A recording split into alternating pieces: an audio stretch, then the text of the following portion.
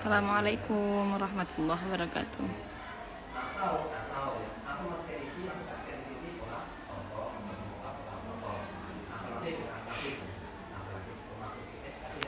Keenten.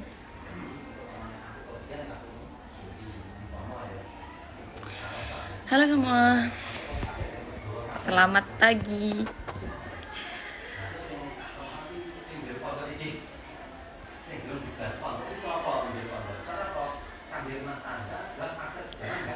Mumpung lagi nganggur, bisa pegang HP.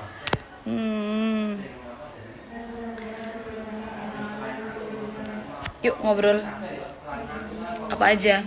Tanya jawab boleh? Alhamdulillah sehat-sehat semua teman-teman. Saya harap juga sehat-sehat semua. Amin. Selamat hari Jumat, selamat hari raya mingguan kita. Jangan lupa kafenya. Nura lagi tidur.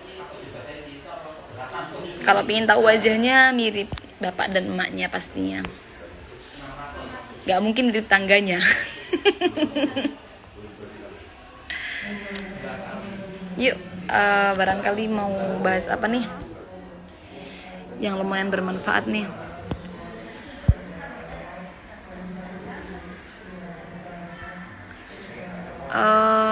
Sebenarnya banyak sekali DM pertanyaan-pertanyaan tentang darah itu ya, tapi belum sempat menjawab. Iya, mohon maaf kalau DM-nya belum kebales. Full DM-nya saya tuh kadang-kadang ketumpuk-tumpuk banget. Jadi apa namanya, dan kebanyakan pertanyaan darah-darah. Lumayan kalau buka IG pas untuk refreshing nggak bisa.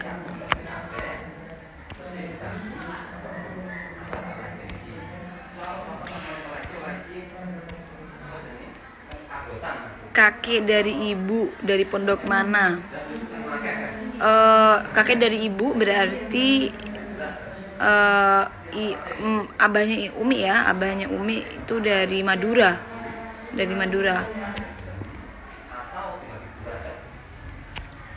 Biar istiqomah terus menjaga hafalan pripun, tetap paksa diri kita untuk deres apapun keadaannya, seberat apapun, sesibuk apapun. Karena kalau udah kebiasaan ganderes, maka nafsu itu akan keenakan. Jadi keterusan ganderes terus, akhirnya ini yang membuat hafalan kita menjadi luntur. Motivasi sergap murojaah adalah melihat orang-orang yang sergap murojaah. Itu adalah motivasi yang paling efektif, karena dengan melihat orang yang sergap murojaah, kita akan terpacu supaya mau juga ikut murojaah. Potong kuku saat dalam masa nifas boleh tidak? Hukumnya adalah khilaf menyalahi sunnah. Jadi tidak sampai makruh menurut sebagian pendapat. Ada yang saya bilang makruh, cuma tidak haram ya, tidak haram. Jadi boleh tapi menyalahi sunnah, seperti itu.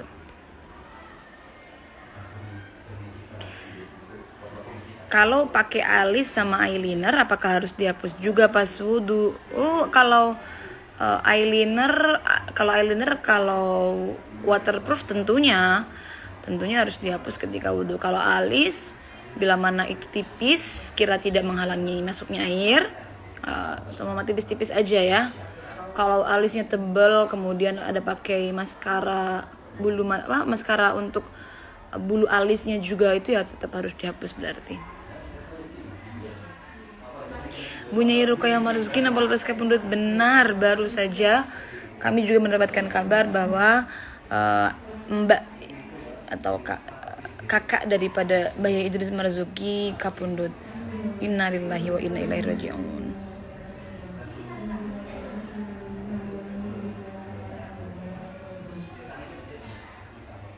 Kalau air di tong merah besar tuh termasuk 2 kola apa enggak?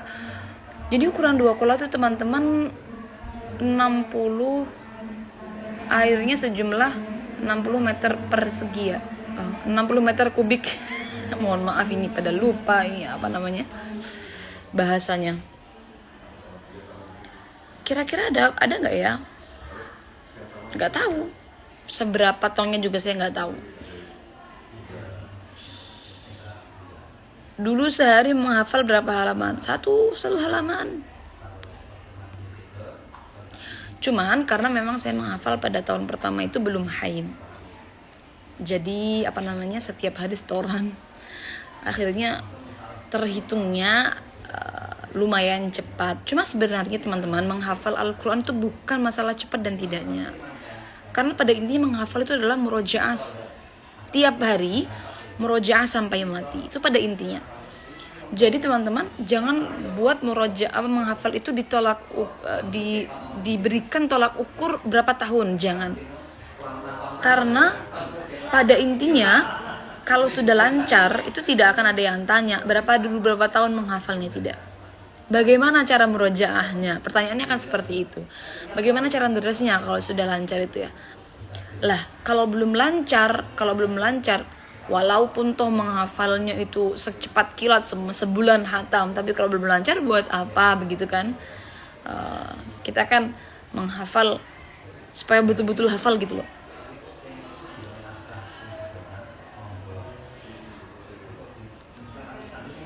Waktu hamil, amalan no posting di bawah stres untuk menghilangkan rasa khawatir. Amalan-amalan ya, baca surat Yusuf, surat Maryam. Lalu ada beberapa amalan mungkin nanti akan saya share karena dalam bentuk tulisan. Jadi kalau dibacakan seperti ini terlalu panjang. Mbak Inun, halo, kangen juga. Lebaran ini belum bisa kemana-mana. Tip memfasihkan bacaan secara cepat. Tajwid itu adalah dengan terbiasa berulang-ulang latihan ya. Jadi teman-teman sekarang tuh banyak sekali yang ingin bisa cepat. Padahal kalau seumpama dari kecil didikan makhrajnya itu dimulai dari sejak kecil, maka akan cepat bisa. Tapi kalau seumpama kan tidak setiap orang itu ditakdirkan belajar dari sejak kecil ya teman-teman. Kadang ada yang mungkin baru ditakdirkan belajar tajwid ketika sudah lulus SMA mungkin atau lulus SMP. Nah, ini nanti pasti akan berdampak. Tidak secepat anak-anak yang dari kecil sudah diajarkan tajwid. Seumpama membaca makhrajnya jim lah katakanlah, ja. Jim itu kan tidak ada hamznya. Jadi kan bacanya ja seperti ini. Nah, kalau mungkin anaknya sudah dibiasakan sejak kecil membaca ja biasa saja cepat. Tapi kalau dari belajar tajwidnya saja sudah besar, maka tetap harus proses, butuh waktu supaya terbiasa dan bisa mengucapkan tajwid, makhraj, mengucapkan huruf secara benar. Nggak harus cepat-cepat, yang penting bisa, yang penting ada usaha.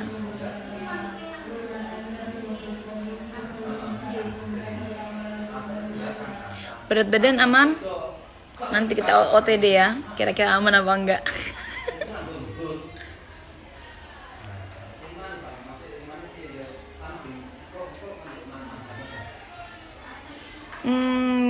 Minta saran untuk anak laki-laki maksudnya.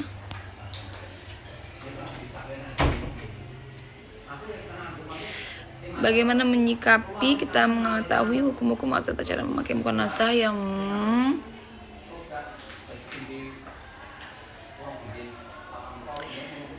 teman-teman menyampaikan hukum kepada orang lain tidak bisa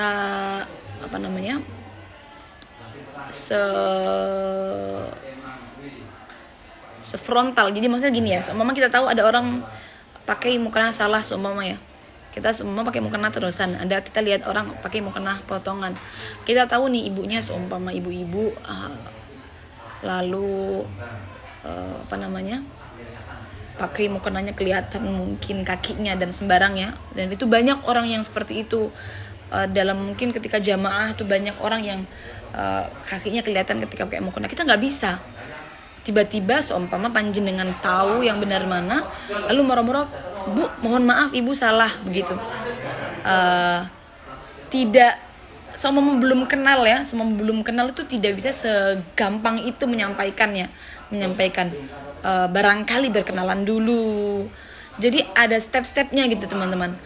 Nggak bisa langsung Bu maaf mukenanya salah, apalagi panjenengan dari pondok kemudian pulang ke rumah mendapati di daerahnya atau di desanya itu banyak yang salah memakai cara mukenanya atau mungkin najis belum tepat seperti itu. Nah itu nggak bisa langsung mengingatkan orang supaya benar tuh nggak bisa langsung. Masuk dulu muasyarah dulu, baru kemudian ketika panjenengan sudah diterima baru sampaikan ilmunya. Kenapa? Karena saya pernah baca di mana ya, amar ma'ruf atau nahi mungkar, kalau malah sekiranya membuat orang itu tidak mau dengan ilmu ya, itu malah mending nggak usah. Saya pernah baca ini dawuhnya salah satu masyayikh, kalau tidak salah satu guru-guru Lirboyo. Saya pernah baca ini begitu.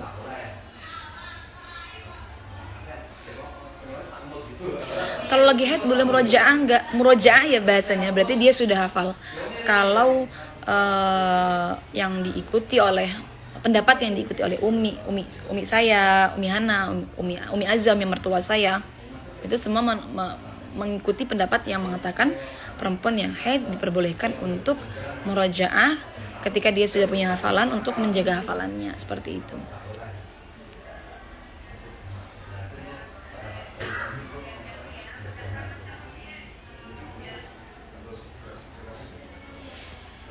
Kalau memang tidak memiliki hafalan teman-teman, ketika haid apakah boleh baca Quran? Sebaiknya bila memang tidak ada niatan zikir, kalau memang bukan ketika mau tahlil atau sebaiknya tidak usah seperti itu. Pernah mondok mayong di Jepara. Memang itu pondok saya dulu ketika menghafal Al-Quran di pondok Al-Islah wal Isom Mayong Jepara. Pacar kuku yang betul-betul sah dipakai wudhu. Kalau memang itu tinggal bekasnya aja ya, saya lagi nggak pakai. Yang biasanya itu kayak henna dipakai terus dibasuh pakai air kan hilang itu, ainnya hilang, tinggal asarnya aja, tinggal bekasnya aja. Nah itu berarti sah dipakai wudhu. Beda kalau seumpama yang klaimnya breathable, apa namanya bahasa Inggris dia, menyerap air. Nah ini dia. Nah, kalau seperti ini maka konsepnya tidak sama dengan wudhu. Menyerap air dalam kutek, walaupun toh katanya kalau kena air itu bisa masuk ya, tapi tidak sesuai dengan syarat-syarat dalam wudhu, maka tidak bisa digunakan wudhu. Jadi klaimnya pembuatnya wudhu friendly itu belum tentu sesuai dengan fikih syariat atau syariat fikih. Karena kenapa? Karena mereka mungkin fahamnya halal saja wudhu friendly, atau yang penting kemasukan air, tapi tidak memahami bagaimana syarat-syarat wudhu.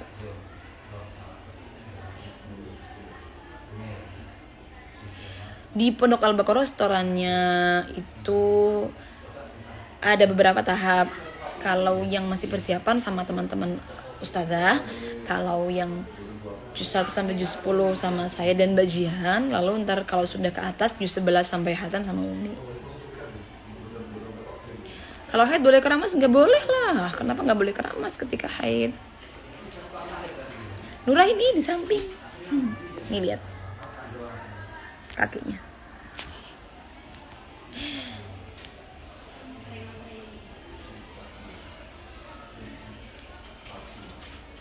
Insya Allah yang disimpan, tapi malu ini pembahasannya agak kurang tertata. Kitab bab haid apa namanya? Untuk kalian yang baru belajar bab haid dan ingin belajar yang mudah, tidak terlalu pusing bahasanya dan dibaca mungkin sekali, kalau kurang paham dibaca 2 kali 3 kali akan paham, saya rekomendasikan bukunya Yai Nur Hashim, Mereka Bertanya Kepadamu Tentang Haid. Dan mereka bertanya kepadamu, coba cari aja di Shopee mungkin, atau di Kafina All Shop punyanya Mbak Amiro, itu beliau jual bukunya Yai Hashim. pakai maskara untuk bulu mata ketika wudhu juga harus dihapus. Betul, ini kan karena maskara itu dia kebanyakan menggunakan bahan-bahan yang waterproof. Nah, kalau waterproof tentunya harus dihapus.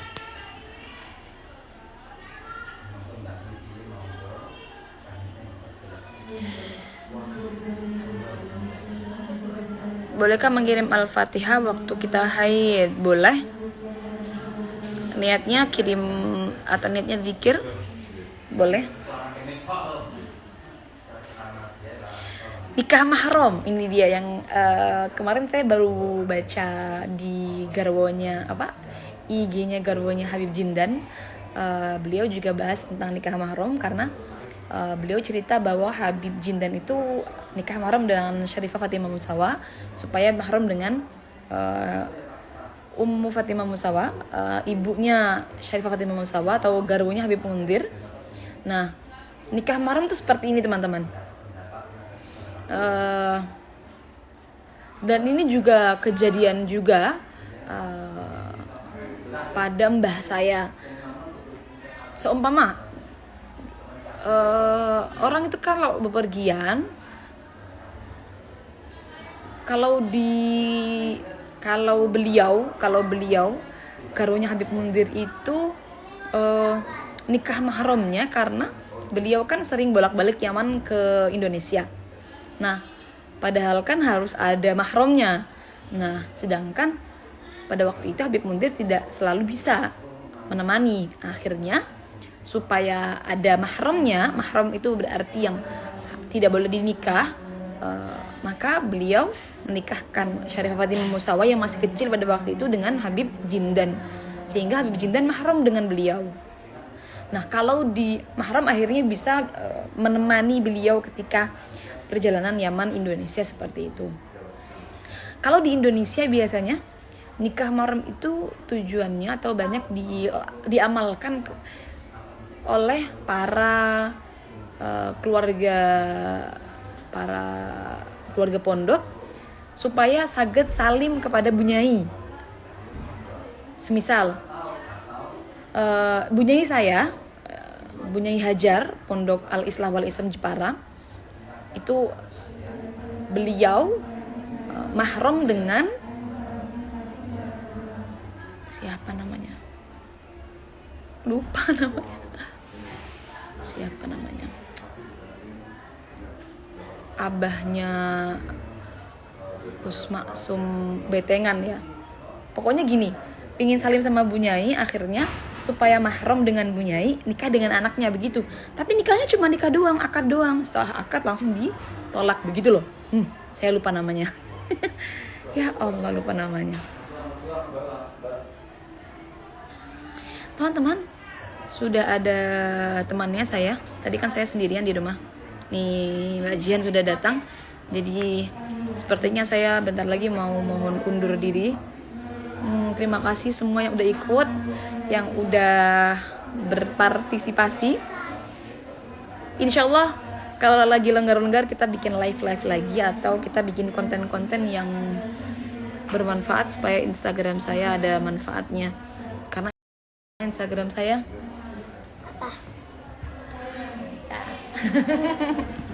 kalau Instagram saya isinya cuma senang-senang doang, buka cuma buat refreshing terus, jadi kurang bermanfaat. Mohon maaf ya teman-teman. Jadi malu kadang-kadang tuh sering di tag akun rekomendasi akun-akun Instagram yang membahas ilmu, tapi sayanya kurang aktif. Mohon maaf yang banyak. Mungkin sekarang lagi aktif Mbak Amirah Alauddin, silahkan panjenengan follow, atau Imas yang sedang aktif-aktifnya menyampaikan ilmu, konten-konten yang sangat bermanfaat. Haid tidak boleh wudhu teman-teman kalau dalam mazhab Syafi'i. Kenapa? Orang kalau dalam keadaan hadas besar, maka dia tidak boleh melaksanakan sesuatu ibadah yang memang tidak berguna. Kenapa? Karena kan wudhu kan menghilangkan hadas kecil. Kenapa perlu dihilangkan? Wong dia dalam keadaan hadas besar, begitu loh. Nah, jadi kan karena tidak bisa dihilangkan, maka tidak diperkenankan wudhu dalam keadaan haid dalam mazhab Syafi'iyah. Wudhu yang sesuai yang sesuai dengan setiap hari kita lakukan. Berarti maksudnya ya niatnya wudhu, niatnya menghilangkan hadas kecil atau yang lain-lainnya. Beda lagi kalau cuma gerakannya doang tapi tidak ada niatnya, maka boleh kalau seperti ini. Tentunya juga namanya bukan wudhu. Banyak masih ya ternyata ya pertanyaannya yang masuk. Masya Allah. Mohon maaf. Ini mau di save di IGTV, padahal pembahasannya agak kurang tertata ya. Tapi bolehlah saya save, nanti kalau semua saya malu saya hapus sehari 2 hari begitu ya. Karena memang tidak terlalu tidak terlalu tertata pembahasannya. Terima kasih semua teman-teman atas antusiasnya. Saya pamit undur diri. Selamat Lebaran. Oh ya, mohon maaf lahir dan batin. Saya belum mengucapkan mohon maaf lahir dan batin secara langsung seperti ini. Buat teman-teman yang hadir, mohon maaf lahir dan batin. Apabila ada banyak salahnya, mungkin DM tidak terbalas, juga mohon maaf yang banyak. Sampai ketemu di live selanjutnya. Assalamualaikum warahmatullahi wabarakatuh.